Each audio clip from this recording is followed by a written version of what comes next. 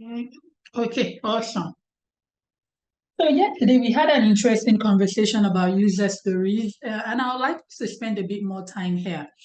A couple questions came up yesterday. I think it was Mobola where we had this conversation around how she would have documented acceptance criteria. I think she made a very valid point there, and I'm going to touch on that again today.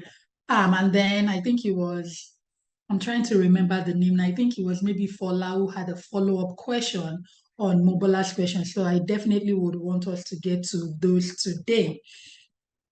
Now, let's talk a bit more about user stories. Remember, we talked about the fact that when you join a company, right, the company itself has its own requirement, its own need. It's a very high level need. We want to increase our customer base. We want to make working become more efficient for our employees. There's always something really big they're working towards, right? And we call that the business requirement, right? Like, what is the whole point of this project team that we hired? Why did we hire them? We hired them to be able to help us meet this big goal. And that goal is usually tied to the organization, right? It's usually at that high level, at the organization level, right? And that's where we have the business requirements. And then we come to the lower level, which is like the functional requirements, which can be, the functional requirement is basically what do we need to be able to do in the system that would give us the result that we need for the business. So we want to grow our customer base. We're using an application today that is not user friendly. We don't get any support from the vendor. Now we're going to move to a different application. And when we move to this different application, in this case, which is Salesforce, right? These are the things we need to be able to do within the application. Some of those things will come out of the box. Others we may need to configure. Whether it is coming out of the box or we're going to configure it or we're going to integrate with another tool, we still need to capture it as a requirement. As a matter of fact, when we have these requirements, we then begin to compare them, right? We begin to assess those requirements. We compare it to the functionality of the tool. So like you already know, out of the box, there's a lot Salesforce can already do. But the fact that Salesforce can do 1,000,001 things doesn't mean we need everything it can do. What we care about is, can it meet our own needs, our own unique needs? And if it can't meet it out of the box, then we're going to configure, right? But those needs, our needs that I just talked about, need to be documented, right? And so your company may say, oh, the way we want to document it is in user story format, meaning we want it documented from the point of view of the user. Or, oh, no, in our company, we document them as functional requirements, right? So if we look at this first example here, as a new user, I want to be able to register by creating a username and password so that the system can remember me. If I was writing this as a plain functional requirement, it'd be the ability to create a username and password, right? So that I can access the system, something like that. Whether it is user story or is written as plain functional requirement, it doesn't really matter. Please do not get hung up on this. What really matters is that you understand how to write a user story and you understand how to write the functional requirement so that when you get to company A and it's user story, you're good. You get to company B and they say, no, write functional requirement, you're good. Okay? That's number one. Number two is tied to the conversation, Mobola's question yesterday. So I'm just going to go to that slide. I think it was this one. The user story was, as a registered user, I want to log in with my username and password so that I can access the system. Let me quickly mention here again. You, the BA, are not the one formulating, like, you are the one who would draft out the user story. But the content of the user story, you are not the source. You are not the user. They did not hire you to serve you. They hired you to help the business. So what the business needs to be able to do will come from the business. But the business is not just going to put it on the platter of gold and put it in front of you. You have to dig for it. You have to ask them questions. What do you do today? Is it working well for you today? If it is not working well for you, what would you like it to look like in the future? And as they tell you those things and you document it, if your company wants user story format, you will then begin to put it in user story format. So the formatting will come from you. The content should not, never, ever come from you. Even if Content comes from you just because you have so much experience. I mean, you've done 5 Salesforce implementation already, so you know the lay of the land. So if they're telling you something that is incomplete, you know because you have experience. You will document it, but you will validate it with them because you do not own this requirement. So I just felt the need to mention that. So let's come to this user story. As a registered user, I want to log in with my username and password so that I can access the system. And then we have 2 acceptance criteria here. This could be 3 easily, right? It could be 4, it could be 5. But as I was saying yesterday, you don't want 1 user story and 10 acceptance criteria. That is too much. Chances are you've lumped additional user stories into that acceptance criteria. So let's look at this one here. The first A, given that I am a registered user and logged out, if I go to the login page and enter my username and password, that could have just said, if I log in with my username and password, it is the same. To make it cleaner, just say, if I log in with my username and password, because I mean, it's not like there's any other page where you could log in, or is there, right?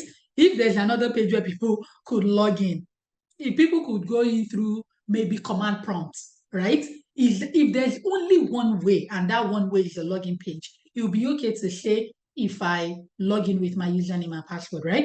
So anyway, if I go to the login page and enter my username but an incorrect password and click on login, then login fails. Let's stop there for a second, right? So if we rewrote this and said, given that I'm a registered user, the reason we're saying that is that if you're not a registered user, it doesn't even matter whether your password, we're not even going to check whether your password and username are correct because the system does not know you. You're a stranger, right? And so that's why we're going to have a preceding user story for registering.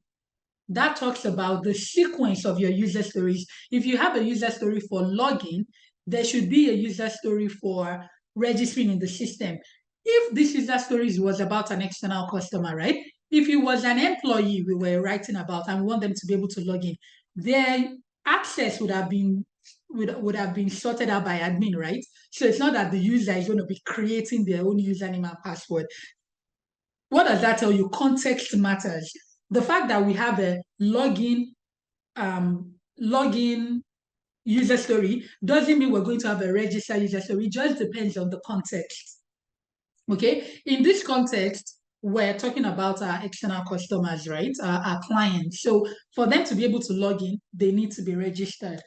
Okay, and so that's why this acceptance criteria says, given that I'm a registered user, and logged out, okay? If I go to the login page, again, like I said, I think this is too verbose, too many words in there. But if I go to the login page and enter my username but an incorrect password, then login fails with an error message. Okay, so 2 things here. Number 1 is the login will fail. And number 2 is that I will get an error message. Okay. So imagine you trying to log into a website, right? You're trying to log into, I think it was Bank of America I said yesterday. You're trying to log into Bank of America and you're not able to log in. It's rejecting your credentials, but it is not telling you why. Like it's not saying anything about incorrect credentials. There's no way for you to know maybe the system is just even down because there is no messaging. User experience will not be good. That's why we need an error message. But somebody might argue and say, you know what? This error message should be a user story on its own, right? As a registered user, if I input the wrong login credentials, okay, a message should be displayed telling me, what I haven't done right, something along those lines. Do you understand what I mean? The point that I'm really hoping will stick with you today is not only how to write user stories, but the completeness of your user stories, right? Remember that user stories are written from the point of view of the user. So you have to wear the heart of that user and think about the experience the user would want to have. If the user were to enter a wrong password, should they get an error message? Your user isn't going to tell you, oh, when I enter the wrong password, give me an error message. They may not necessarily tell you that, but from a user experience standpoint, right? That if I don't tell them an error message, there is no way for them to know why they're not able to log in. Another example you can think of is, you know, like the newer cars where if you're veering off your lane, it notifies you somehow, right? Um, some cars, it would be that the car would actually shake a bit, like your tires will be unstable, and then it will display on the dashboard to say correct course, something like that, meaning you're going out of your lane. So imagine that when they were designing the application of this car, they didn't put the error message. All they configured in there was that your car will begin to shake. Your car can shake for many reasons. Your tires are coming off. You've lost tire pressure. So if they don't tell you, you cannot see the importance of an error message, right? But we're not going to assume that somebody would know to just build the error message. They won't. In fact, if they were to build the error message without you as the BA documenting it, what message are they going to put in the error message? Right? And so that's why you want to capture that in your requirements. Again, that speaks to completeness. As you begin to write your user stories, it won't be perfect from day one. It won't even be perfect from week one. It may not even be perfect in month one. But as you continue to develop more user stories, this list can grow to be, depending on the size of the project, you have 100. And as you begin to read through it yourself, reading between the lines, you'll be like, oh, between 35 and 36, I think there is a gap in here. You refer to the notes that you got from meeting with the site, right? And then you'll be like, okay, this user story needs to go in here. If you put the user story in there, all of your user stories anyway, you're going to share it with the business and they're going to look through it and say, oh, this is relevant. Oh, this other one isn't relevant. Or we actually need to modify it. Okay, so again, completeness, right? Very important when you're writing your user stories.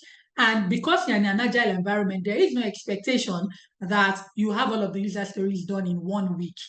You continue revisiting your user stories. You may even be in month 3 of the project, and as things begin to evolve, you say, oh, actually, the user stories that we did in month 1 of the project, with what I know now, there is a gap in there. And then you begin to have those conversations and you document it and you validate it. I say all of this just so you know that there is no expectation that because you're the BA, you just go home, come back one day, and you have it all figured out. That is not the expectation. Your user stories will come from the evolving conversations you'd have with the business and with the technical team. Okay, I see that there's quite a few There's quite a few. I just want to double check to see what's going on here. Pardon me for a second. Okay, I think this is all just about changing names. Okay, awesome. So we will not get distracted by that. So I hope we all have a better understanding of what we're talking about when we say user stories. I mean, we're not done talking about user stories. We're still talking about it. Then we talked about use case. We looked at this example and then Agile. So before I go into Agile, I was saying initially that I'll wait till the end and take questions, but because we're moving into a separate topic now, if you have a question that relates to user story or use case, now is the time to ask.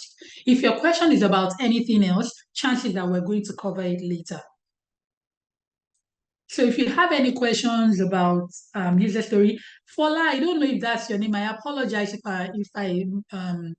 I have you wrong, but there was someone in class who had a follow-up question on Mobola's question yesterday. If you still have that question or the comment and you want to talk, please raise your hand. Or if any other person in class has a question or comment, please raise your hands and we'll get to you. None? It's pretty clear. We all have an understanding. Okay. I'll take note to mean that my explanation was easy to follow. Okay, now we're going to move to Agile. Okay, so it's typically called Agile methodology. And what is Agile? Agile is iterative in the way that it is practiced. And we'll get to the meaning of iterative in a second. It means that it is done you can call it pieces or in defined time frames. Okay? Sprint. Some people call it sprint. Many people call it sprint. Usually sprints last between 2 weeks and 4 weeks. So your company may do 3 weeks or they may do 4, but typically it is 2. So when we say as a company, we're following Agile methodology, right? One of the things we do is that our development work will be done in what we call sprints. And just think of sprint as a time boxed period, usually a 2 week period. January 1 to January 15 is sprint 1.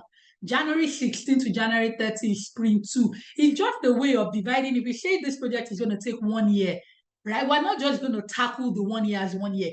We will break the 1 year into 2 week 2 week boxes, right? And then in each box, we will decide this is the work we're going to do. Okay? And each sprint will be building on the next one.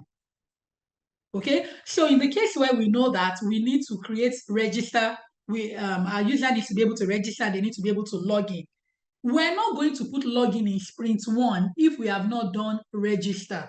Register will go in sprint 1. Login may end up going in sprint 1 as well, but login cannot come into a sprint if register has not gone in a previous sprint or is in the same sprint as login. Okay? Agile is an approach and a mindset. It is a way of working. It's not like a technical thing where somebody will tell you this happens and that happens. No, it's a way of thinking and a way of working. Okay, there may be many textbooks about it, teaching you about it, or people may even get Agile certification, but at its core, Agile is really just a way of working on a project. Agile focuses on efficient communication over documentation. That is not to say that because your company is following Agile, you will not document. No, you will document. Even if you're following Agile methodology, you will still have your BRD, chances are you will. You still need to document the requirements, right? But you're not going to spend all your time documenting because in Agile, we do. That's what we do. There's actions. We document enough to carry out the actions for the next 2 weeks. And then we keep documenting and working, right? So the BA has documented what we need in sprint 1. As the developers and the admins are working on sprint 1, BA is documenting sprint 2, ready to hand over to them. So it's a wheel that keeps turning. We don't wait and spend 1 year documenting and then we begin building. We build, we document, build, and we keep going that way. In Agile, they say if you can hold a conversation in 10 seconds, don't do an email. There's a place for an email when you want things to be properly documented, right? But not everything is an email. When you're following Agile methodology, sometimes you just get up and go have a chat with the person, or you send them a message on Teams and say, can I have a quick chat with you? Okay? Agile is about producing tangible working results. Okay, so we care about producing results frequently. The result doesn't have to be big. It doesn't have to be like a big bang. It may even be as little as register a user and log in. We're going to do that in this sprint. That for us is results. We've performed. It doesn't have to be anything too big. I mean, how much could you reasonably do in 2 weeks anyway? So think about like if you were a writer, right? You create a rough draft, you share it with the editor would review it and give it back to you, then you revise it again, and the back and forth, right? You don't wait to have a perfect document before you give it to the editor, because chances are the editor is still going to put red lines all over it anyway. So why not save yourself the time? Do the first draft, make it decent enough, give it to the editor, get feedback, and then improve.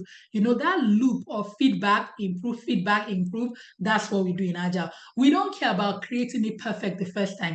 Of course, it doesn't mean we're going to create absolute rubbish and hope that somebody's going to say, okay, no, we're still going to put in the best that we can, but we're not going to spend all of the time trying to perfect it. In fact, Agile would say that perfection comes through review, and that's why we call it iteration, right?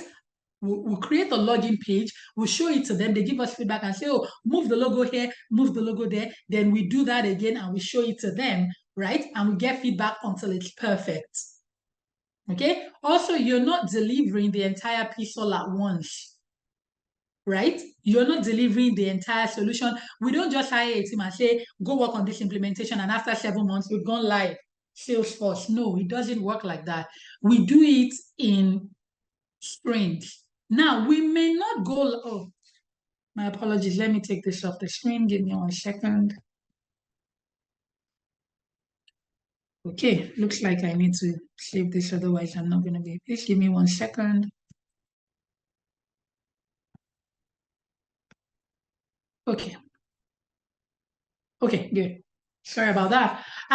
So when we create things in sprint, right, we are not necessarily going live with it. When we create it, we stabilize it, it's all good. Well, then it's sitting down and waiting for the rest of it, right? So all of it may still be in dev. It doesn't mean that we're going to go live with login page. I mean, why would you go live with just login page? What about the rest of the application, right? But login page is good, register is good, creating a lead is good, all of that is good, right? And we keep adding and adding and adding until we have the full solution, and then we go live.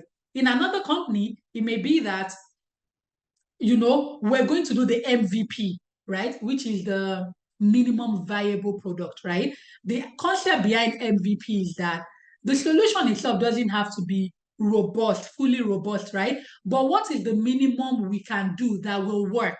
It still has to work. It still has to make sense, right? And then we can expand it later on. So there are many different ways companies tackle agile. What it will be for your company may be different from my company.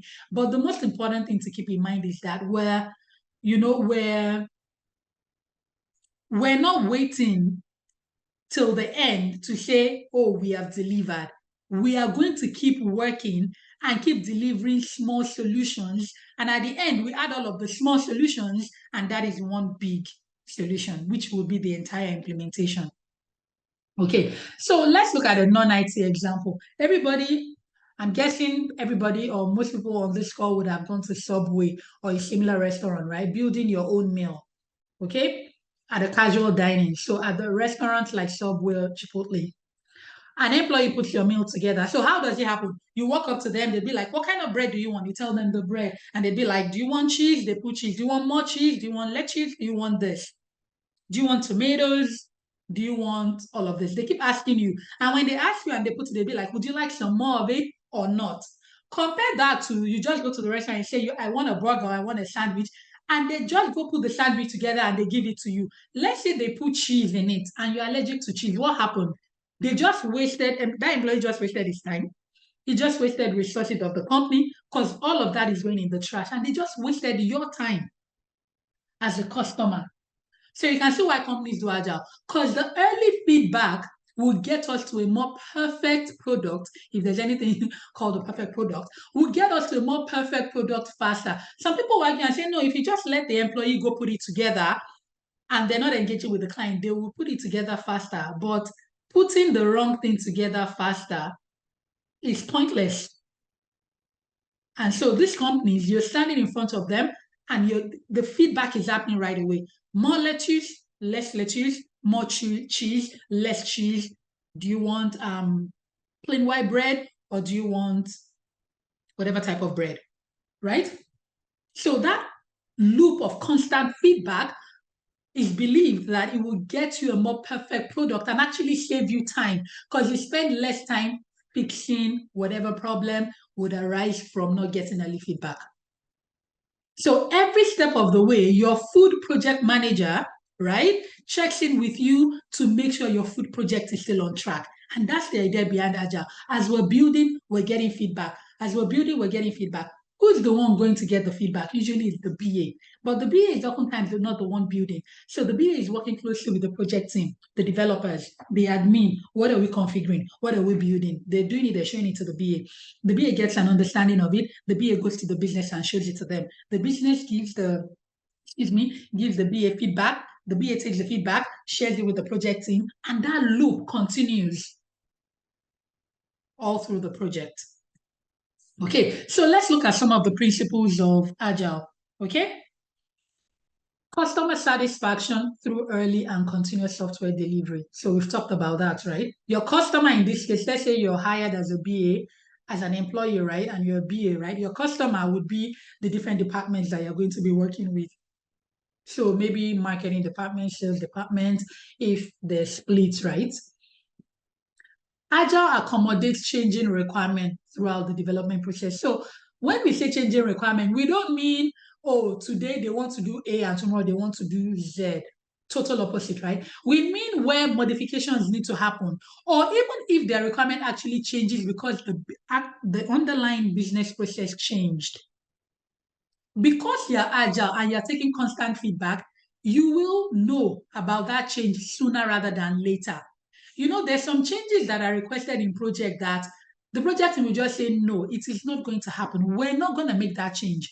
Because if we make that change, right, we're going to break a lot of things we've built, or a lot of things we've built is dependent on what you're telling us to change. So it's not as easy as just making the change. We're going to have to change 15 things because of this one change. So if you want us to change it, give us more money, give us more time.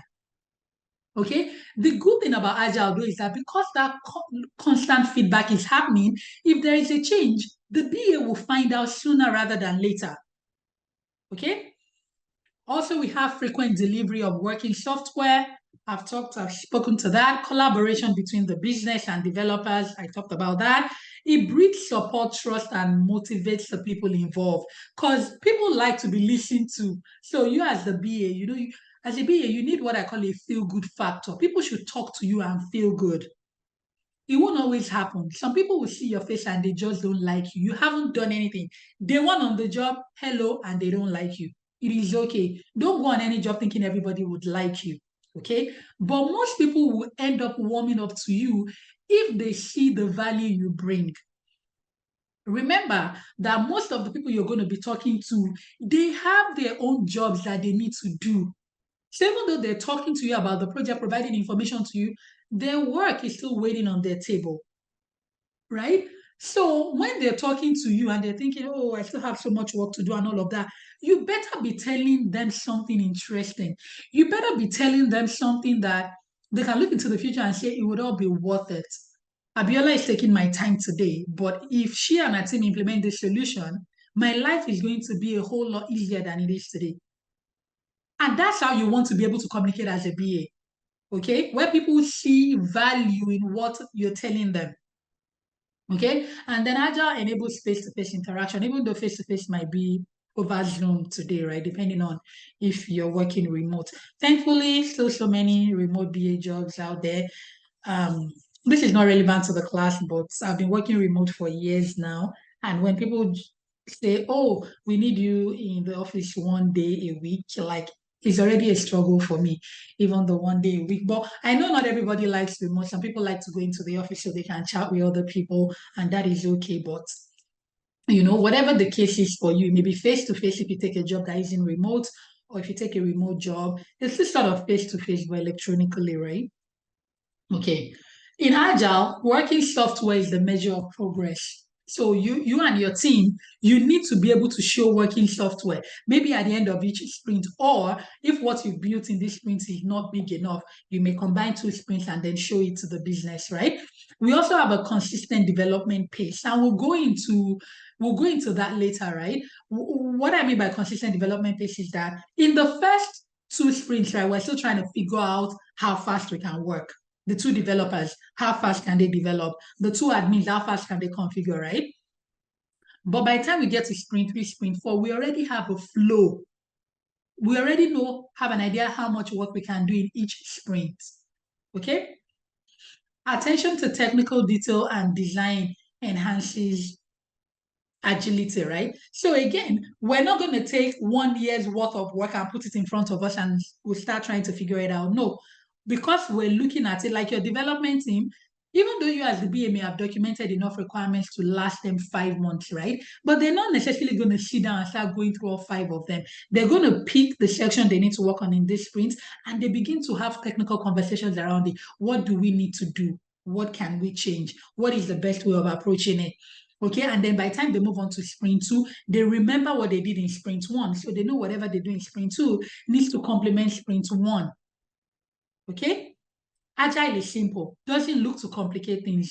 How much work can we do in this 2-week period? As a team, we will agree. And once we agree, we are not changing it. Nobody can add another user story into it. We can take a user story out of it, but we're not going to put another user story into it. It will be really rare once a sprint has been agreed on, and we'll talk about the process of agreeing on a sprint, but just think about it this way. Once we've agreed on what we're going to do in this sprint, it'd be really rare for us to allow anybody to add to it. Even if they take away from it, they will rarely allow anybody add to it. But in a situation where we got the sprint wrong, maybe the other stories we should have developed before we got into this sprint, but we didn't realize before we started the sprint, exceptions can be made. But the general rule is that once you've agreed on and you've started the sprint, nobody should be able to add anything to that sprint. Okay, because we need to keep things simple. We don't want to complicate things, especially for the people who are doing the actual building. Okay, agile teams are self-organizing. What do we mean by that? So in the team, we have QA, we have developers, we have admin, we have the BA, right? We hold meetings and we talk. Like nobody outside the team comes to tell us what to do or how to do our jobs. If there is a product owner on your team and the product owner is with the business, they can influence the conversation sometimes, right? But they're still not going to tell you this is what you're building this week. The team itself decides what it's going to build. Okay? And so because the team that is doing the work is the one making the decisions, right? They can be at their best. Okay? And then agile teams continuously reflect on how to improve on what they're doing. You know, we've done 3 sprints now, and we're able to deliver a total of, so in sprint 1, we said we are going to deliver 7. We delivered 5. In sprint 2, we said we'll deliver 7. We delivered 4. In sprint 3, we said we deliver 7. We delivered 4. We know that we are more around 4, depending on the size of those user stories, right? So that's one of the reflections, right? Other reflections might be how we're communicating right now. Could we communicate better as a team within the agile team? Okay, so let's talk about increments. When we talked about agile, right, we talked about increment and we talked about iteration. So let's talk about increment first. Okay, so an increment, okay, is an approach that divides a solution into fully working subset of functionality. So let's look at a non-IT example, a car. If we were manufacturing a car, we don't manufacture the car as a whole. We manufacture the doors, we manufacture the engine, we manufacture the seats, we manufacture the dashboard. The dashboard would even have different components in it, right? Those are all different. Those will be done at different increments. Okay? So let's say that we're delivering the engine is 1 increment. We deliver the entire engine in 1 increment. Or maybe the engine itself, even though we as regular humans see the engine as one thing, maybe the engine actually has 4 components to it. So in this increment, we're delivering this part 1 of the engine, and that part 1 has to work well. As a part 1, it needs to be complete. Okay? Each increment builds on a prior increment. Okay? So that ensures that all of the increments are working together. So if in this increment we're creating the engine, right? Where the engine will be housed, that front part of the car, maybe that is another increment, right? So they need to fit into one another. We're not going to create an engine that will not fit into the engine space of the car. Okay, so all of the increments need to work together. That's a non-IT example, but just so you understand what I'm saying here, that the increments, those separate, when you bring them together, they should fit and they should work and they should serve the purpose for which we created the increments. So to provide value, the increment must be usable, okay? Multiple increments may be created within a sprint. So this would be for like really, really small projects, right? Is where you have like multiple increments within a sprint. Work cannot be considered part of an increment unless it meets the definition of done. So for you as a team to say we did this increment, it needs to be done. If you say the engine of the car will be done in this increment, the engine needs to be complete for us to say you actually did the increment. You met the requirements of that increment. Okay, so in non-IT example, right, you have the appetizer, one increment, main meal, another increment, dessert, another increment. The appetizer can stand alone. Granted, it won't fill you up if that was all you ate, but it is a complete appetizer, and the main meal is complete. The dessert is complete as well. Let's compare that to iteration. Okay, what is iteration? Iteration is the process of improving on what we've delivered. So remember when I said that we don't seek perfection from the get-go. We deliver the best version that we can, and then we get feedback and improve upon it based on the feedback. This is where iteration comes in. It is a way of improving on what we've delivered. Through review, testing, feedback, we keep improving on it until our customer or client is happy with it. So A says, you begin by designing, building, and testing the tiniest version of what you have in mind. You show it to the client and you get feedback. If the solution is well received, you keep it and you expand on it on the next iteration, right? But if the solution was not well received, then you may, if it was a total rubbish, you discard it or you improve on it. Whatever feedback they've given you, you'd use it to improve on it. So look at the example. You bake a cake, you give it to your client, you get feedback. They're like, I like the cake, but the icing isn't quite there yet. So you improve on the icing and then you represent it to the customer. Okay? So iteration is about improving. Increment is about expanding. So we do 1 to 3, and then in the next increment, we do 4 to 5. That is increment. In iteration, we go back to that 1 to 3 and we make it better. I know people tend to get confused with iteration and increment. The most important thing to know here is that understand the concept of iteration and increment. When you become a BA, nobody's going to sit you down and say, Abiola, so tell us what's the difference between increment and iteration. The way this is going to play out is you'd be sitting with a development team and they'd be like, oh, so in this increment, we're building this. Okay, or you'd hear, oh, this is the third iteration of increment 1. When they say this is the third iteration of increment 1, it means we're still talking about increment 1, just that based on the additional feedback we've received, we're now going to improve on it. So increment versus iteration. So iteration, okay, is about continuous improvement, continuous refinement. While increment is about making progress, expanding what we're building. So if you look at this example, iterative, we build a solution or product and then we refine it to improve it. Increment, we build and release one feature at a time, depending on the customer's priorities. So here is this image here. At the top, we have incremental, right? If you look at the incremental, it starts with an L. Then the next image to it has the L, but with a box. So that shows you the solution is growing. We're building more, maybe more pages, right? And then the one to the right of that too, you can see it has another box, another little box by it.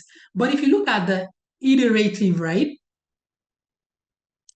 It's still the 3 images we have on the bottom, it's all 3, right? The left one, the right one, and the middle one is all 3, but it gets darker. Can you see it's getting darker? Meaning it is still the same, that same solution we delivered 2 weeks ago is what we're cleaning up. The business has tested it. They love 80% of it. The 20% they don't love, we're going to fix it. By we, I don't mean you, the BA. Typically, you, the BA, are not fixing anything. But you're the one that the business will tell, and you're the one who will tell it to the rest of your development team. Okay. So before we go into product owner, do we have any questions about? I'll be very shocked if there are no questions about iterative and iteration and increments, because usually I get a lot of questions here. Any questions? The class is too quiet today. I'd like to hear from someone, even if it's not a question, a comment. Oh, go ahead, Mobola. Can you unmute yourself? Okay, good. Yes, please. Thanks, Abiola. You did mention in one of the slides that you did mention done and you did mention MVP. Is MVP the same thing as done? If not, are you able to tell us what done is? Okay, so there are two different things, right?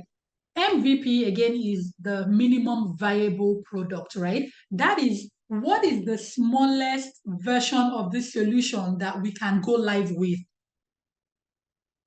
Okay, what is the smallest version that still meets all of our requirements that we can go live with? And then once we go live, we can begin to do all the things that are not must-haves, right? Because when you're implementing a project, not every requirement must be done for us to go live on day one, right? We'll go into requirement categorization later, but for now, just know that there's some requirements that if you don't deliver them to the business, you might as well not deliver anything. They need those ones, right? Those will go into the MVP, minimum viable product. What is the minimum that is viable? What is the minimum that will be useful, that can actually be used? That is the MVP.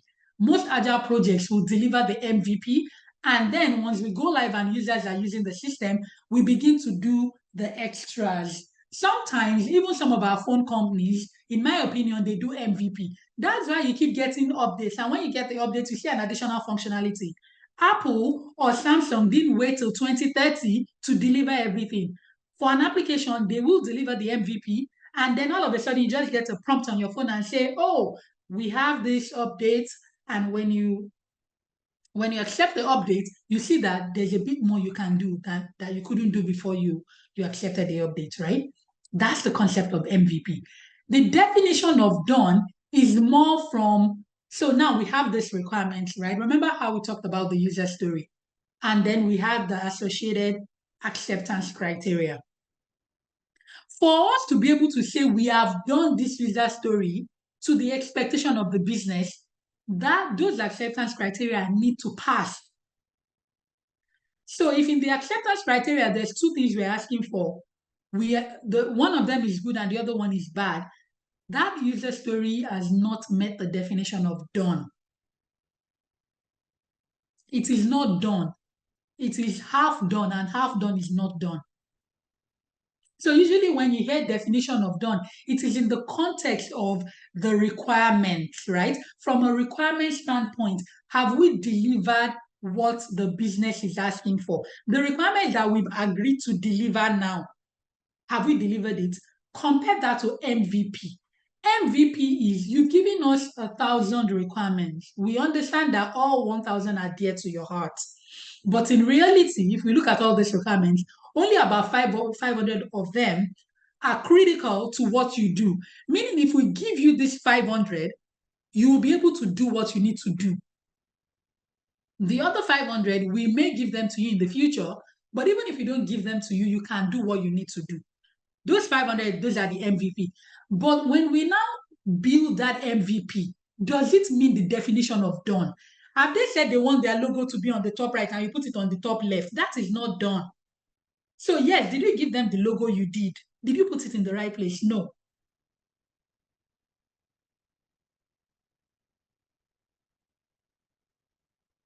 Mobile, does that help? And to everybody in general? Yes, it does. It does? Okay. Do we have any other questions or comments? Or any thoughts about anything that I've talked today, especially as it relates to increment or even user story or iteration? Anybody? Hi, Abiola. Good evening. Hi, Jimmy. Jimmy. Yeah, I just wanted to say thank you first and foremost. But my question is, and maybe you've answered this already, but what's the difference between, and if there is a difference, what's the difference between an increment and a minimum viable product? Are they the same thing? No, no. So for your minimum viable product is a full solution, right? It's a full Okay. solution. So let me think of a non-IT example that I can give you. Mm.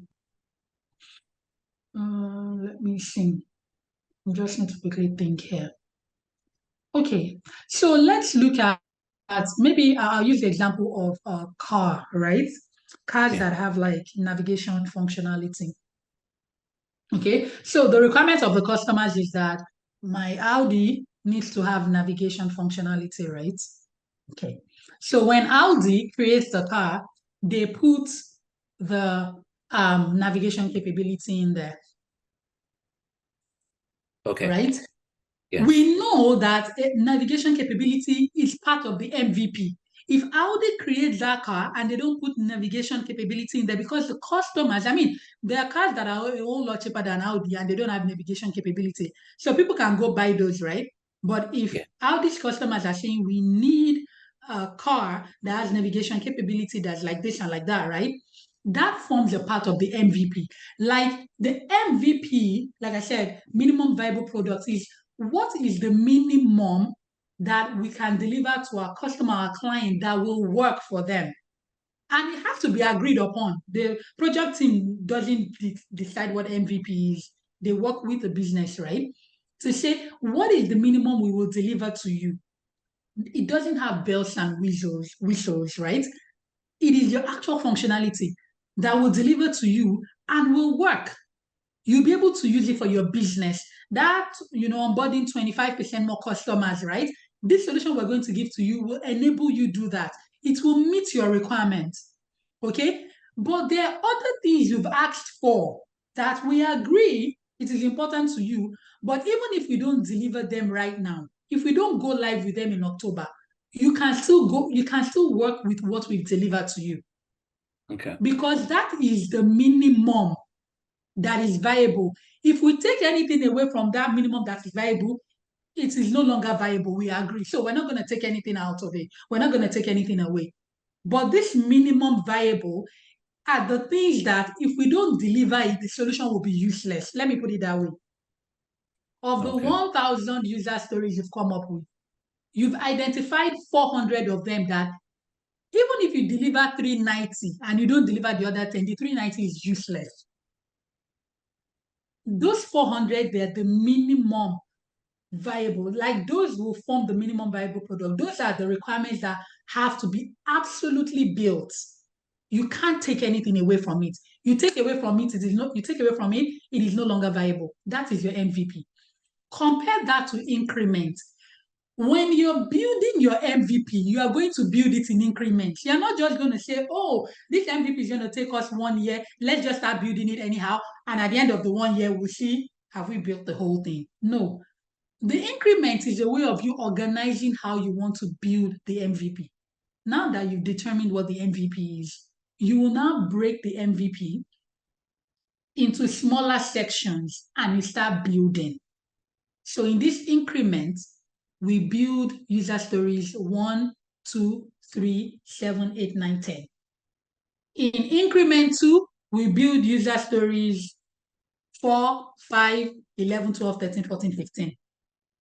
Increment is more how you want to tackle the MVP that you're building. Jimmy, does that answer your question? Do you understand the way that I explained it? Or did I confuse you more? Oh, sorry, I didn't realize I was on mute. No, but really, thank you so much. Thank you. I really understand it now. You really Um, understand it? Okay, I good. I just to let me just speed back what I absorbed. Okay. So are you saying that you know the user stories would make would in a whole would make the minimum viable product, like a compilation of all those user stories will form the minimum viable product, but let's say per sprint, we have like an increment of certain user stories that form that increase, yes? Or Yes. increment rather. Okay. Yeah, Okay. yes. Except not all the user stories will necessarily make it into the MVP. In fact, I've hardly worked on a project where we built every single user story. Okay. So the first thing is to even determine what is the MVP. Now, what are the user stories? Like, what is the minimum that we have to deliver for even for the business to even say, well done, guys, you've done well, right? So we're going to work with the business to determine that. And then once we know that, we're going to look through the user stories and say, which user stories will give us the result they're looking for. We pick them out, and those will form the basis for what we're going to use to build the MVP. Whereas the increment is the way that you described it, right? Now that we've selected, let me stop using 1,000. So a total 100 user stories is what we have. Based on the MVP that we want to create, we've narrowed the list down to 80. The other 20, we're still going to keep them. We're not deleting them. But based on the MVP, what has been agreed on as the MVP, the 80 user stories we need to build. Those 80 user stories are what we'll focus on in our sprint. And within the sprint, we may say, oh, we're going to have one increment within this sprint, or maybe two increments, depending on the velocity of your team, how fast you can build, or how many developers and admin you have, right? And then we say, okay, in sprint 1, we're tackling increment 1. Okay? Awesome, Awesome. Abiola. Thank you very much. I appreciate that. Thanks for Yeah, no clarifying. problem. Yeah, no Thank you. problem. Any other questions or comments? Do we all understand? If there's anybody who doesn't understand and you have a question, even if you don't feel comfortable talking, send a message and send it to just me. I really wouldn't want a situation where I keep teaching and you're already lost in class 4. I'm here to help. So if you don't feel comfortable talking, send me a message. Send it to just me. I promise you I will not display it on the screen. Okay, before I promise that, I should even first move this away from here so that I don't become a liar. Okay, it still came here. 1 second. Okay. Pamela said, yeah, so in other words, can we say increment is part of the whole? Absolutely. Amina said, I think you explained it perfectly, well understood. So, okay, good. Oduayo, you have your hand raised. Please go ahead. I have a question. Okay, so sorry, I'll take us a little back to the user stories. Okay. Based on the slide that you shared, like the example with the error message, like the acceptance criteria, right? So I was wondering when I was trying to analyze it, it kind of felt off, like not off per se, but it felt like the acceptance criteria did not directly link to the user story. You know that the user story just stated that as a user, I need to be able. I'm sorry, It's okay. Just keep talking. We like the sound of children. Okay, so the user story. Okay. Yeah, I just want to go back there to make it easy.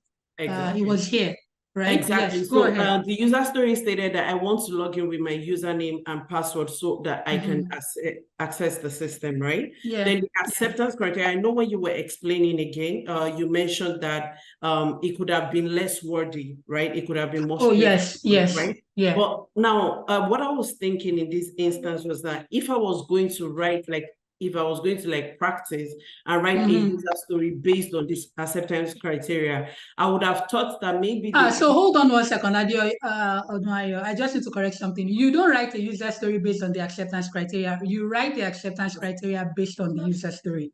Okay, so now Yes. if I was going to be writing the acceptance criteria based on this user story, then I was just wondering why like the incorrect password had to come in. If the user story, if the user story were to be like maybe what the issue that we're trying to address is that maybe they don't get an error message when they log in with the wrong details, then that would have like I might have gone in this direction.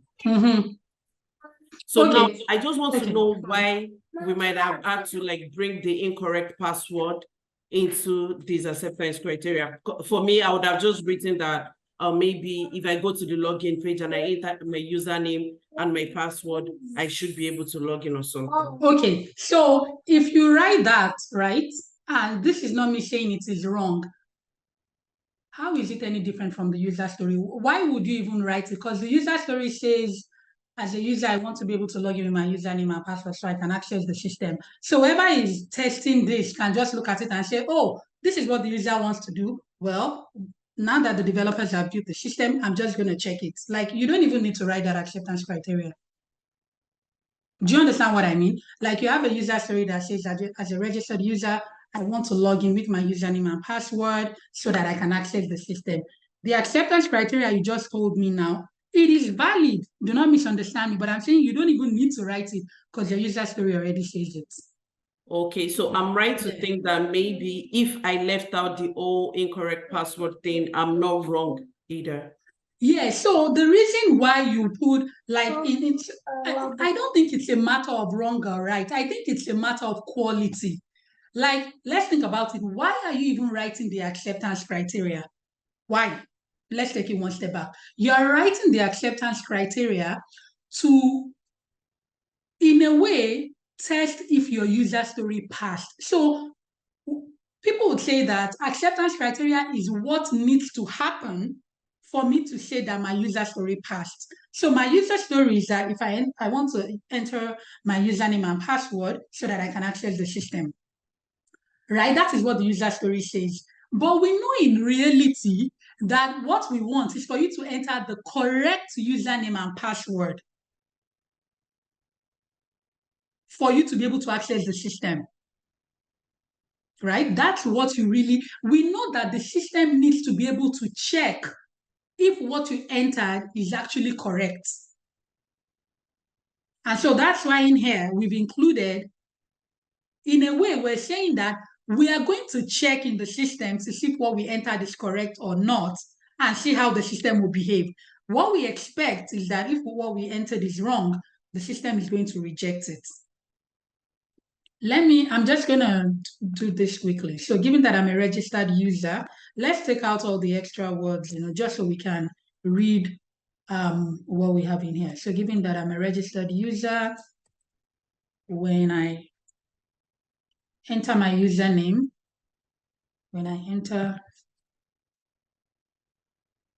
because you know how you go to a website and you enter what you think is your username, but you miss the letter, right? It happens all the time. So, yes, when I enter the correct username, but an incorrect password, okay? Let's just remove all of this because in any case, you need to log in. And an incorrect password. Okay, what do we have here? I receive an error message that specifies that the username and password is wrong. Okay, I'm going to go back to this mode, right? So I just cleaned that up. I didn't really remove any vital information. It was just all the extra words, right? So given that I'm a registered user, when I enter the correct username, but an incorrect password, I receive an error message that specifies that the username and password is wrong. So essentially what we're saying here is that if I enter incorrect login details, it should stop me from logging in, but I'm not going to put the stop in there, right? Because the stop is a system behavior. The user isn't concerned.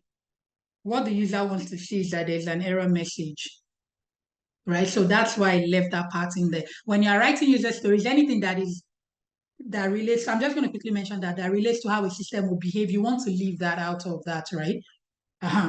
So anyway, given that I'm a registered user, when I enter the correct username and incorrect password, I receive an error message that specifies that the username and password is wrong. Okay. Your own acceptance criteria that you said, Odmayo, is that when I enter the correct username and password, I should be able to log into the system, right? Is that what you recommended? Yes, that's what I was thinking. Okay. So what should happen if you enter the incorrect username and password? Tell me what you would like to happen if you were to enter the wrong username and password. I would like to be notified. You would like to, so you like the system to stop it and notify you, right? Yes. Okay, so who's supposed to figure that out? What you just said now, where have you documented it? In fact, even the error message you're talking about, the content of the error message, who's going to create it for you?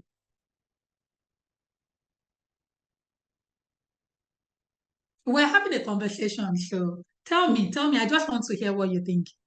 Okay, so the content of the error message, maybe the developer or something. Okay, so please do not let your developer come up with content. No disrespect to developers. Let that content come from the business. You can draft it and show it to the business to say that they're okay with it. But the fact that there should even be an error message, because do you remember there's some coding and or configuration work that needs to happen for an error message to be displayed before we even get to the content of the error message. So that needs to be captured. Now, whether you're going to capture it under this acceptance criteria, or you're going to have a separate user story saying that as a registered user, if I enter incorrect login details, I should receive an error message showing me or telling me that I've entered incorrect login details. But you need to capture that somewhere. So login is not as easy as, oh, when I enter my details, it should just log me in when I enter my details. Do you understand what I mean? It speaks to the completeness of your documentation. If you don't spell it out that there needs to be an error message, it is no other person's response. It's not the responsibility of your developers or the QA to come up with it. If you don't include it in your documentation, it can be assumed that it is not required. And that would really be on you as that BA. So like I said, whether you want to put it in here or you're going to have a separate user story, it just needs to be documented, because otherwise your user story would be, like, your stories would be incomplete.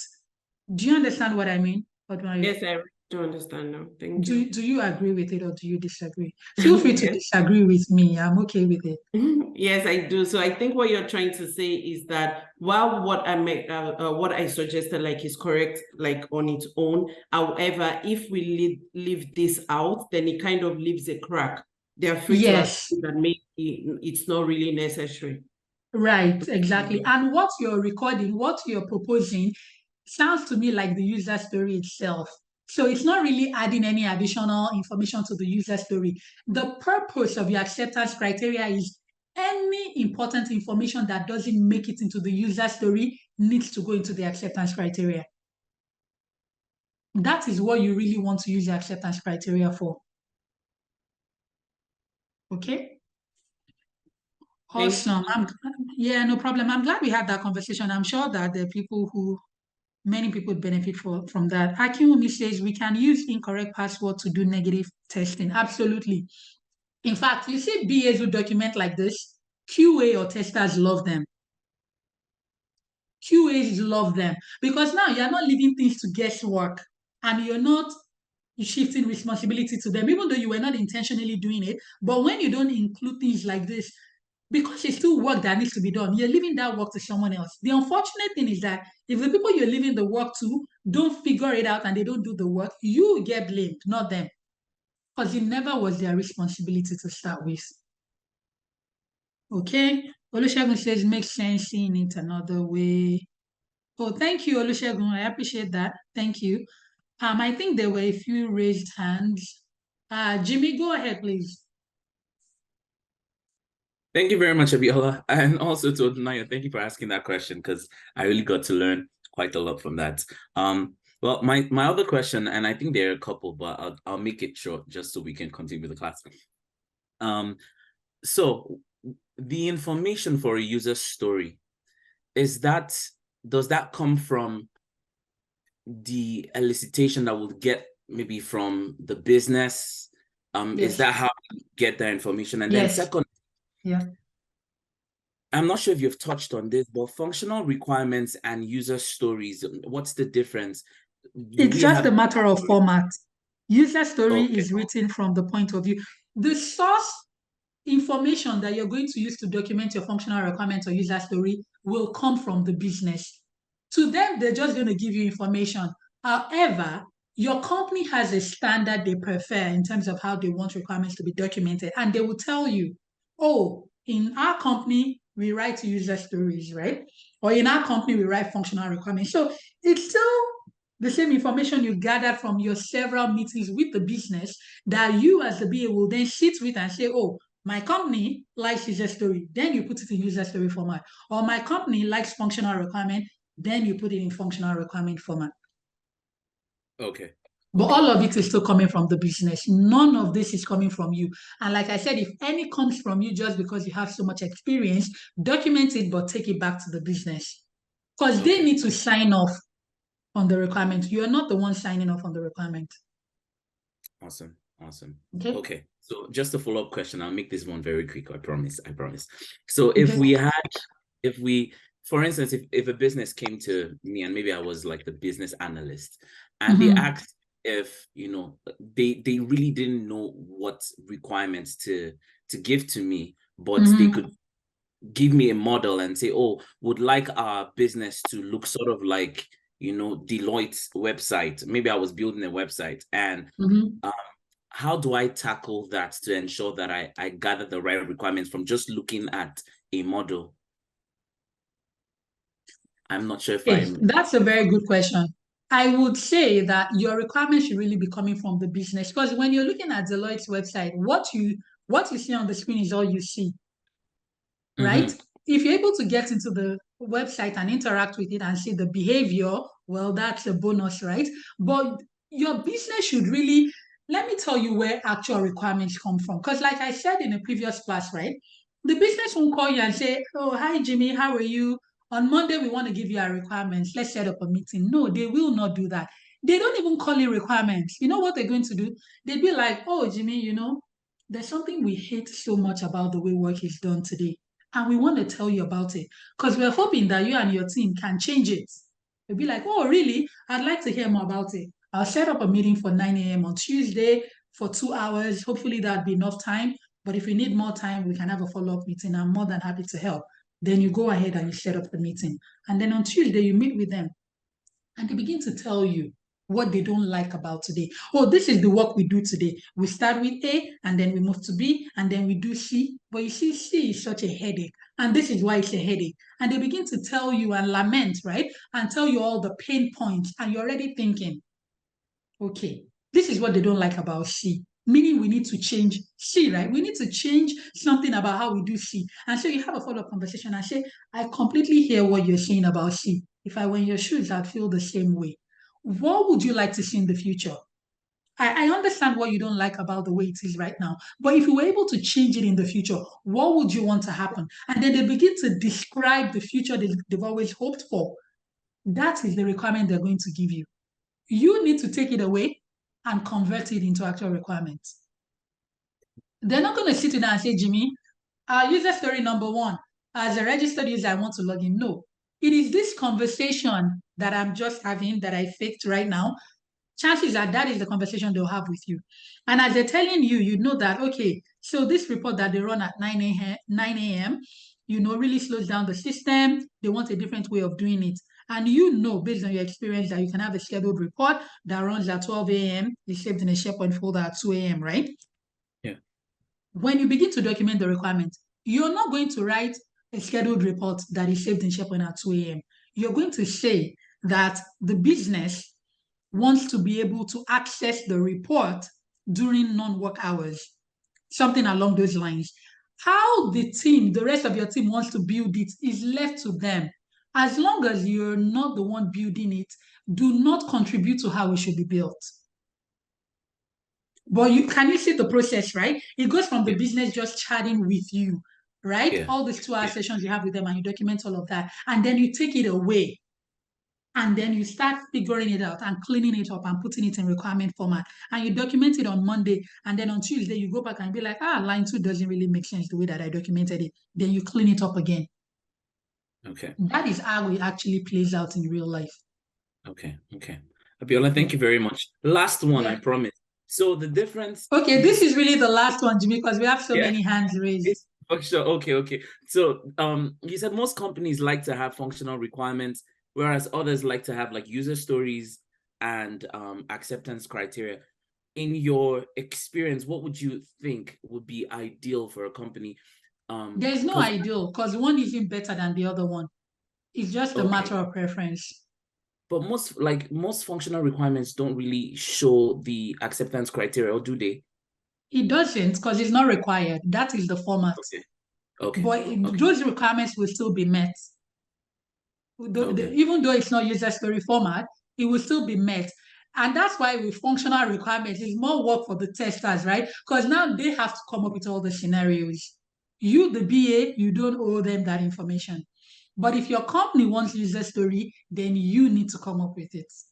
Awesome. Thank you so much, Abiola. Thank you. I'm grateful. No problem. Okay, Bayo.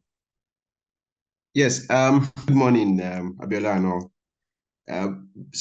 I actually just need some clarification on on these concepts that I ran into while I was, going through the trails on Salesforce BA as it relates to Agile. There was this concept of waterfall. Almost sounds like the incremental development, approach that you were trying to describe. Is it the same? I just need to. So we haven't gotten to our waterfall slide. I will leave it till we get there, if you're okay with it, Bayo. Okay. Yeah, no we're worries, going to talk about waterfall. Okay, but it's not the same. Basically, I should just put that at the back of my mind. No, because you can have increments in Agile, right? So again, increments, just as I explained, right, is doing things in batches, right? Where we'll do 1 to 5, and then we do 5 to 6, and then 5 to 10, and then we do 11 to 15. We're increasing the work we're doing through increments. We're expanding on the work. Okay? Whether or not they will use increment style in Agile, I guess they could, but that is not what increment is about. You can use increment in any case. The main difference between, because you asked, and it's kind of relevant to the conversation, the main difference between, so it is Agile and waterfall that they compare, not whether they're doing incremental, because anybody can do incremental. Waterfall doesn't actually even really do incremental. Even if they're building it incrementally, in waterfall, you deliver the full project at once. We build for a full year before we deliver it to the business. Whereas in Agile, we build every 2 weeks. So even if within waterfall, we're kind of behaving like we're in Agile by building incrementally, we're only building incrementally for our own purposes. To the business, we're going to finish building everything before we show it to them. So those are the comparables. Waterfall to Agile is what you compare. Your company will either do waterfall or they will do Agile. Some companies try to do a hybrid, right? But usually it is one or the other. Those are the two you compare. Increment is different. Increment is just the way you're going about the building. Oh, I see. Okay. Yeah. Thanks. No problem. Okay, that was Bayo. Jimmy and Bayo, if you wouldn't mind putting your hands down, that would help. Aminat. Hi, Abiola. Thanks for the class. I just want to clarify something around these acceptance criteria. So I understand that you get the user story from the requirements of the business, but when it comes to the acceptance criteria, do you form things up on your own according to that user story? What's going on here? Sorry, 1 second. Why is my battery low? That doesn't sound right. Okay, go ahead, please. You were asking, do you get the acceptance criteria from the business? So I understand that the user story is you got the user story from the requirements of the business. But for the acceptance criteria, is this something you make up from the user story yourself, or it's something? Okay, go ahead. Sorry about that. Because I'm looking at the option B, and I'm thinking, is this part of the question we are supposed to ask option B. Conversation, or is this something we just feel okay when a user try to log in 3 times? Yeah. So I have a quick answer to that, Amina. Please never make anything up on your own. That's not why they're hiring you. Do not make it up. And this B here should come from the user. Because remember, your business, like the business might say that the user should be logged out of the system after 5 trials. So if you make it up yourself and you put 3, or they may even say after 1. So let's say that in the crypto market now, there's a lot of fraud going on. They may even say after to lock the person out. So both your user story and your acceptance criteria will come from the content you generated in your meetings with the business. It is just so for you to know what is these the are the user story questions and what you is the have to be acceptance. asking during the meetings, right? Yes, yes. These are the questions. So they tell you, oh, we have very sensitive information in our system. We need to protect our users. They need to enter the username and password. It is case sensitive and all of that, right?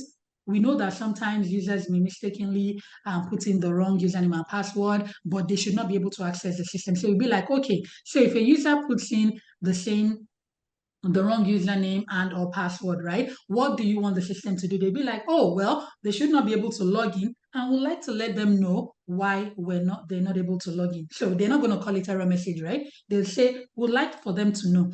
And then you'll be like, okay, what if a user enters the wrong username and password more than once? They'll be like, more than once is fine, but if it happens up to 4 times consecutively, or if it happens up to 4 times within 1 hour, right? Oh, what if your customer was logging in from an IP address that isn't in their regular location? What should happen? You see how you're coming up with these questions? I don't know if you've used applications where, especially bank applications, maybe you travel to another country and you log in, they just kick you out. They don't even tell you why they kicked you out, they just kick you out. So sometimes you have to tell the bank, I'm traveling to Italy. If I log in from Italy, do not kick me out. But the only way you're going to know is by asking the questions in many different ways, as many ways as you can think of. So I understand that you said we shouldn't form anything on our own, but in the case of the first acceptance criteria, you mentioned that there should be an output error message to the user trying to log in. Are these something we should request as well? Like, do we have to get like a word for word thing on what the error message should be? You should, yes, you should. Because you Okay. don't know the customer like the business knows the customer, right? They are the ones who know their customers. They are the ones who talk to their customers every day. They are the ones who know the language their customers would appreciate. So while you can draft it for the business, right, they'll be happy if you draft it for them and then they can correct it. Okay. So feel free to suggest things to them, but do not go forward with it unless they approve it. And let that approval not be verbal. Let it be in an email. Let somebody say yes, I approved it. That way they know it's not coming from Aminat. So that if in the future they lose one customer who was unhappy with the wording, they will not say, but Aminat came up with the wording. Okay, sounds good. Thank you so much. Yeah, no problem. Mobola. Thank you, Abiola. This user story has got me thinking so much, and I really love all the contributions that has been going on. And I'm glad that you mentioned looking at these acceptance criteria now. I would say that the one about the incorrect password 3 times consecutively within 3 hours are all business rules that were provided by the end users. But initially, we didn't mention that they provided that to us. That all I think I heard was that, oh, the end users just want to be able to log in and this is it.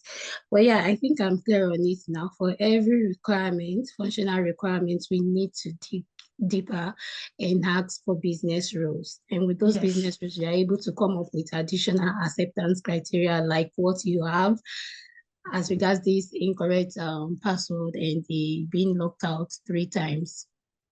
Yeah, that is well said, Mobola. I haven't mentioned business rules because I haven't talked about it and I didn't want to throw it out there because that would confuse everybody. But the main point here being, I like how you put it, is that number one, you as the BA, I know I mentioned in the first class, you are not a solutionist. They did not hire you to come and give them a solution. You are an analyst, right? And an analyst analyzes what has been provided to them. And let's say the analyst has a bit of solutioning in them, they may be able to suggest things, but it is a suggestion. Somebody needs to agree to it. The right person needs to agree to it for it to become final. Okay, and whether it is your user story or your acceptance criteria, it all should come from what the business has told you, from the many conversations you would have with them. And if they have not told you, but you know they should be telling you, then in your meetings with them, you bring it up and say, oh, so if this were to behave this way, what do you think about it? So you've put it out there, you're just waiting for them to latch onto it and say, oh, absolutely. How come I didn't think of that? That's a fantastic idea, Mobola. That is the approach you want to take. That is my recommendation anyway. All right, thank you so much. Yeah, no problem. Okay, Oluwole. Yeah, thank you, Abiola, for the class. I have learned so much here. God bless you. So I just want to ask a question. Have you in the past come across a business that came with their own an already prepared user story? I just want to know what you did in that situation, if any, and if do you have to update the or manipulate, or edit the user story that they brought. I just want to know what you do. Okay, so I don't think I've ever worked in a company where the business prepared the user stories. Most times, the business doesn't even know what a user story is. So that has not been my experience. However, you could get hired and the user stories would already have been prepared by another BA, by another project team member. Maybe they hired you as a replacement BA, someone left and they hired you, something along those lines, right? That can happen where you're not going to be starting from scratch. What you then Oh no, what happened?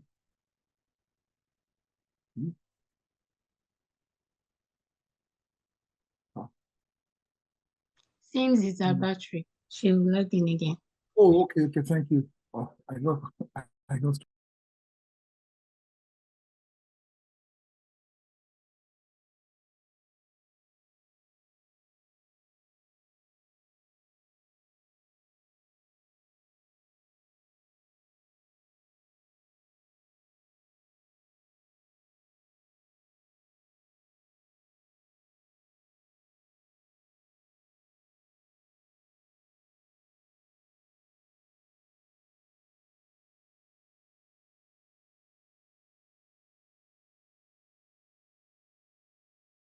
Hello guys, please just hold on, please. We lost her for a minute. I didn't realize that my charger disconnected, so I apologize for that break. Okay, so I was answering a question, right, about the fact that you could get hired and the documentation has already been prepared. Depending on how much time has passed in between when that document was prepared and when you came on the project, you may need to just go back and revalidate to make sure nothing has changed. But let's say whoever was working on that document finished working on it last month and they hired you this month, maybe nothing has changed, right? And you just need to continue from where they are. But to your question, have I been in a position where the business actually prepared the document? No. I don't even know if that is possible because that is not their job. They don't even think that way. Because the reason why I asked is because I was in an interview and the lady was asking this question and I was confused. Okay, they asked you a question if the business. So just to be clear, they asked you if the business. Yes. If you've been on a job where the business created the requirement document. Yeah, and came to our, came to us for for the project. Oh, so they asked me okay. I understand now. Those are two different things. Sorry, I must have misunderstood you. Yes. So what they're talking about there is, remember when I was talking about the different types of project we have? We have, in fact, let me go to that slide. Oh, I'm sorry. I didn't realize I wasn't sharing. Let's go to that slide so I can show you what I think they were asking you. Just scrolling through here so I can get to. Okay, so we talked about IT projects, right? We said there is what we call commercial off the shelf, which is you buy an application and you implement it. The application is already there. You may need to tweak a few things here and there, do some configuration, and you're good to go. Alternatively, your company can create the requirement document and then get an IT company like Deloitte to help them implement it. But even your company that prepared the document, so when I say the business can mean different things. Business Sorry, can mean. You're not sharing your screen. Just to let you know. Oh, I'm not. Oh, I apologize. I apologize for that. Mohammed, can you enable me share my screen, please? It's saying I'm disabled.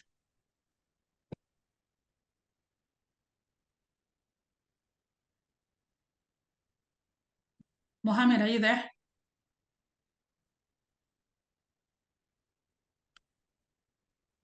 Okay, Babskenki, can someone give me the ability to share my screen, please?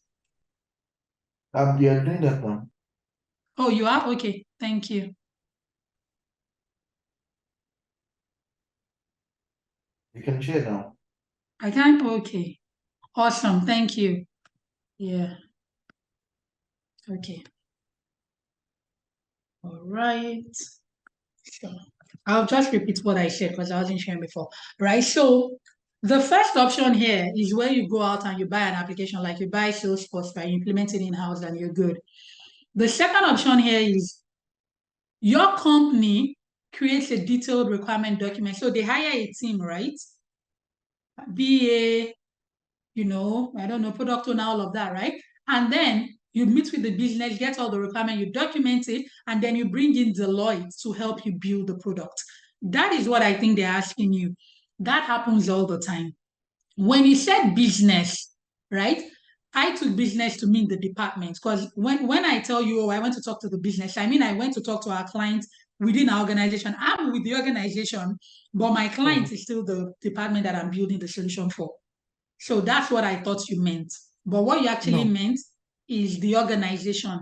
So yes, that happens all the time. The reason why companies do that is that, like Deloitte is considered an authority in what they do. Deloitte isn't just into hiring, they do IT implementation as well.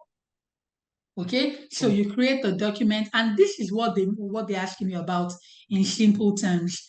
Create the document, and then your company brings in the IT company, and then you and your team will work alongside the likes of Deloitte through the implementation.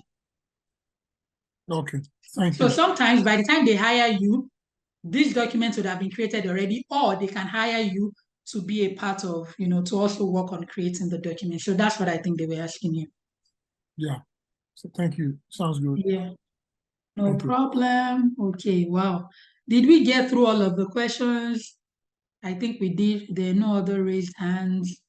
So let's get through a few more slides here. We have about 15 minutes left. I need to scroll back to where we were.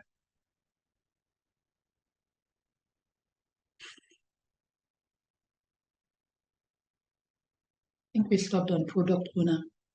Okay, so give me one quick second. Let's just see. Okay, I think we'll stop on this slide here and then we'll start MVP. I was talking about MVP, right? We get to talk more about MVP in a second. So who is a product owner?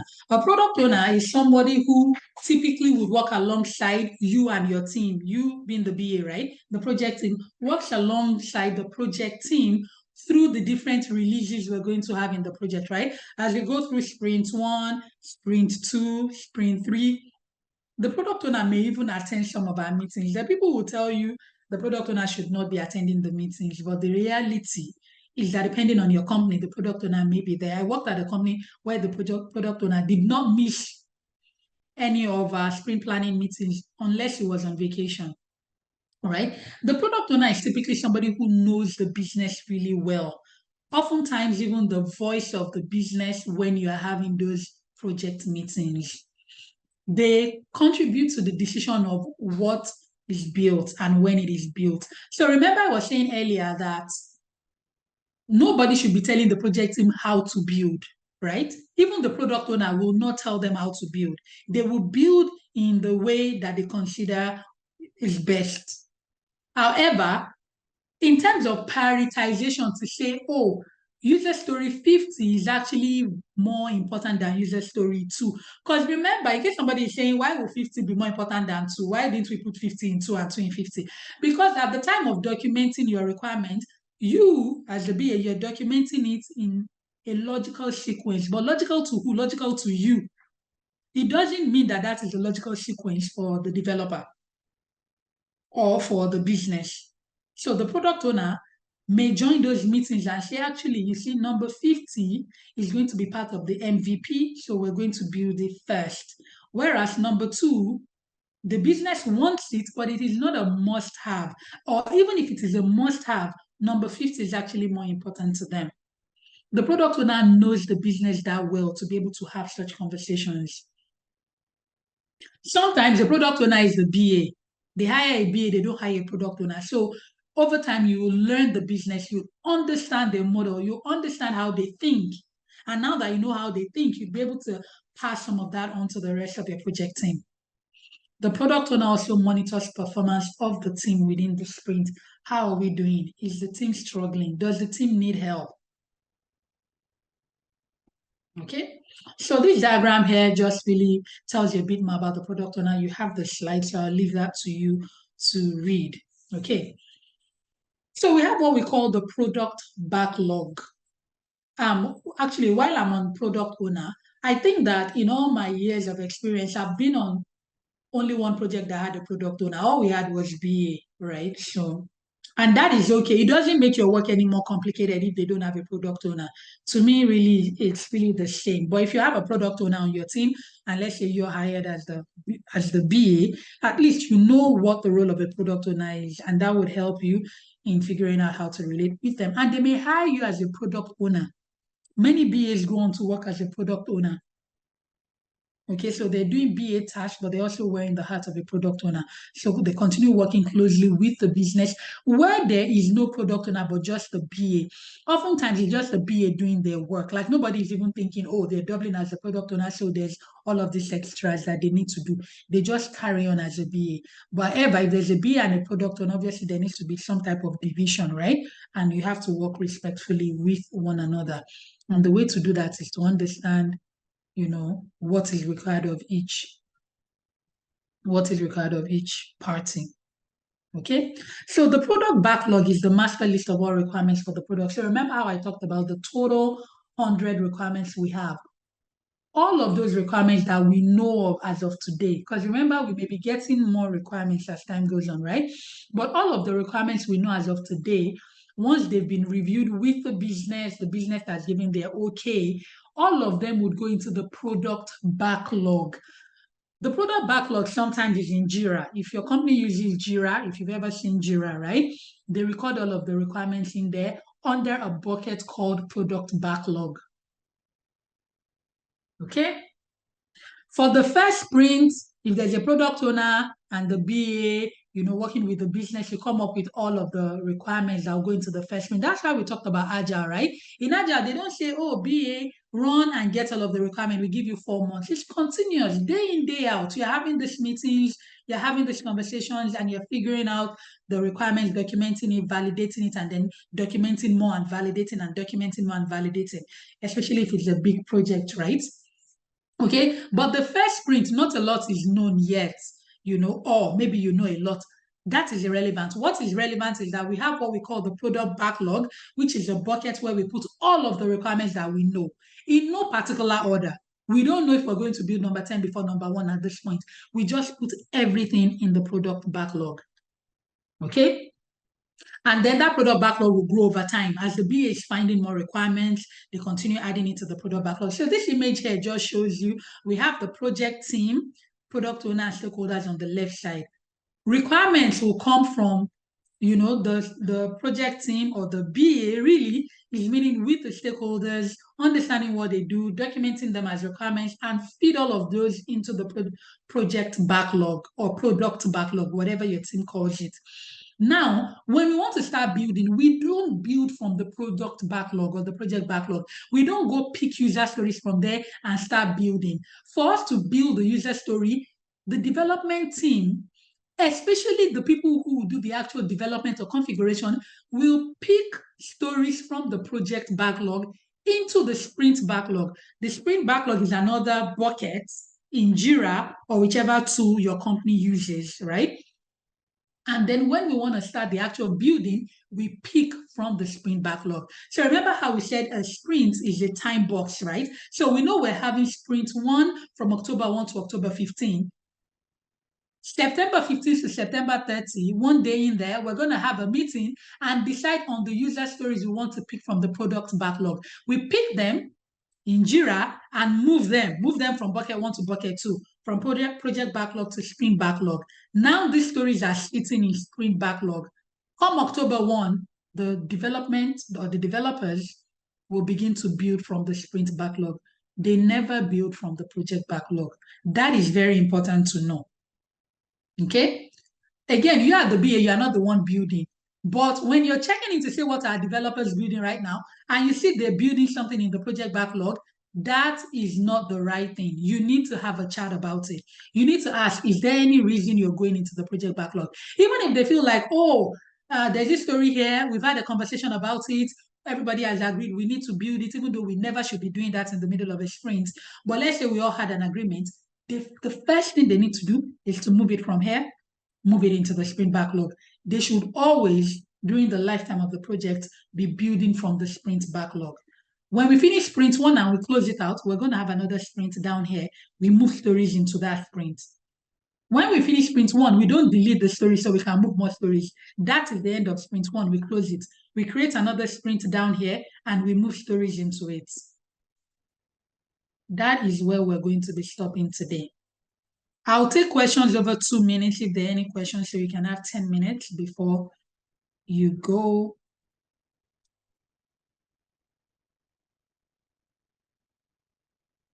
So I'm just reading a question here.